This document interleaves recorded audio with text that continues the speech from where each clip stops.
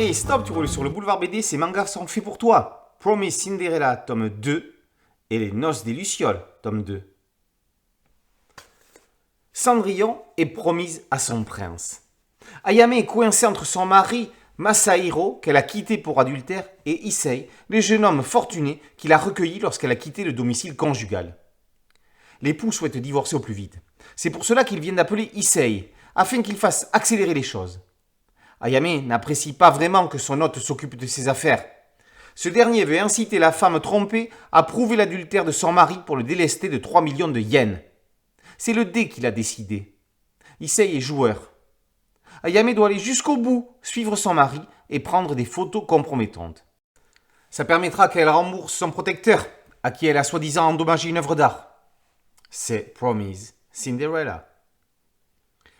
Les Lucioles célèbrent leurs noces. Hermeiji, Satoko Kirigaya, jeune noble, a été enlevée.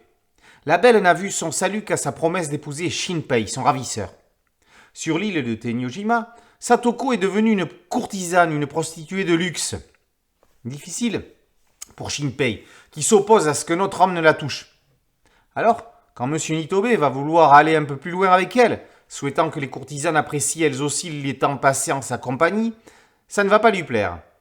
Le client est gauche et ne sait pas comment s'y prendre. Il propose à Satoko d'acheter sa liberté, de quitter la maison close et l'île avec lui. Il veut l'épouser. Satoko va-t-elle trahir Shinpei ? Toujours est-il qu'entre lui et Nitobe, la guerre est déclarée. Pas touche à la belle. Promise Cinderella, comme son titre l'indique, tord et distord le mythe de Cendrillon. La confrontation entre la femme, le mari et le protecteur va mettre les points sur les i à tout le monde. Dans tout ça, que souhaite réellement la maîtresse ? Le mari pourrait tomber de haut.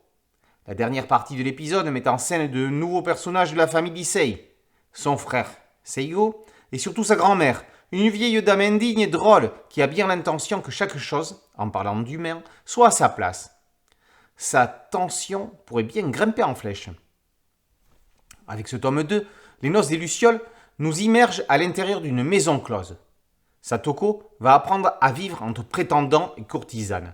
Il va être question de cicatrices, celles morales de la vie, mais aussi celles qui sont marquées sur les corps. Il n'y a rien de vulgaire dans ce manga. Les sentiments sont exprimés sans vulgarité ni consommation. Les paroles sont plus fortes que les actes.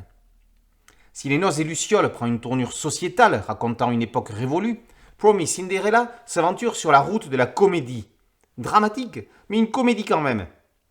Dans ces jeux de l'amour, il ne faut jamais se fier aux premiers sentiments que l'on pourrait avoir. Promise Cinderella, tome 2, et Les Noces des Lucioles, tome 2, par Oreko Tachibana, sont tous deux parus aux éditions Glénat. Boulevard BD, c'est un podcast audio et un site dédié et une chaîne YouTube. Merci de liker, de partager et de vous abonner. A très bientôt sur Boulevard BD. Ciao.